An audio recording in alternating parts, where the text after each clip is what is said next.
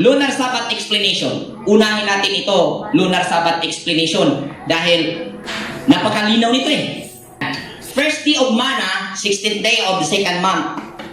Ayon po sa ating na talakay. So, dahil Lunar Sabbath, at ang gagawin, hanapin lang yung unang araw sa unang buwan sa taon, at nahanap na nga sa taong 2023 ay nasa March 22 ang first day.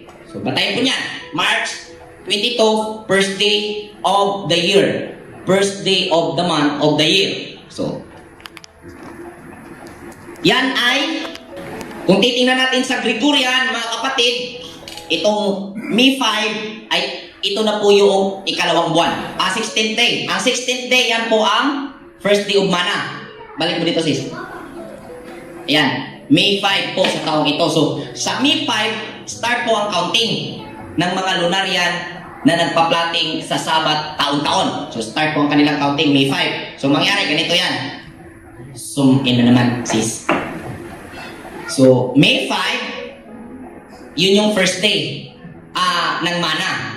Dahil Mana yung basis sa paghahanap ng Sabat. So, May 5 ang D1 ng Mana. At ang Mana ibibigay every 6 days. At sa 7th day, wala pong matatanggap. So, May 5, 1, 2, 3, 4, 5, 6. So, ang Sabat po sa Lunaryan ngayong taon ay Huwebes.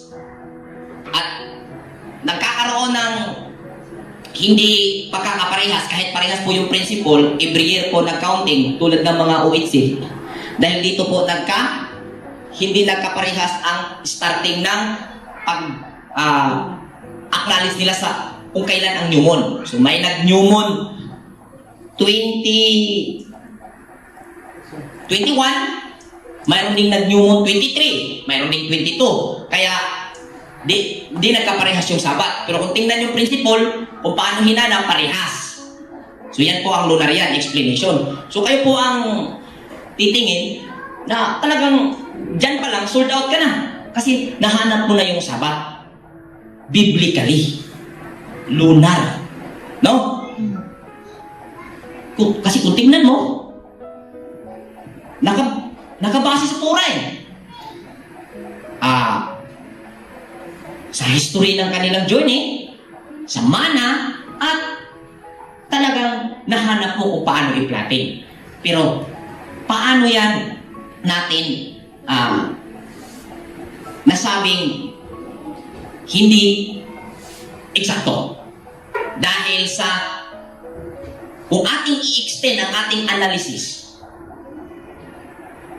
kung ganitong ang gagawin po mga kapatid, bawat taon, hindi po mangyari na every year, ang last week ng kada taon sa Lunar Sabbath na plotting na ito ay hindi po yung aabot sa 6 na araw, yung pinakahuling linggo.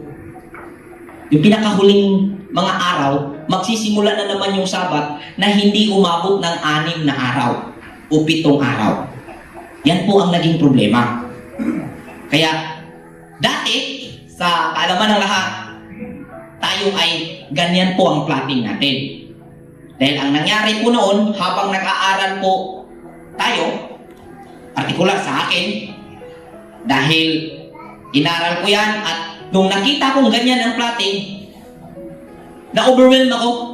Sabi ko, nahanap ko ng Sabat. Tuwang-tuwa ko at sinabi ko sa mga elders, sa lahat, na nahanap ko na yung Sabat, yung tunay na Sabat, at yung pattern. Hindi ko na itinutuloy yung pag-aanalisa sa mga succeeding verses, sa susunod na mga verses na nasabi. Hindi ko na na-analyze. Hindi ko na ina-analyze dahil na-overwhelm na ako eh. Dahil kung tingnan mo tama eh. First Sabbath of sa mga Israelita is 22 day ng ikalawang buwan mula na sila umalis sa Egypt, which is tama.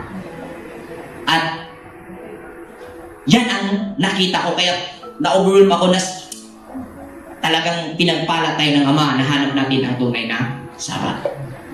Yun ang history ng ating pagiging lunarian Sabat.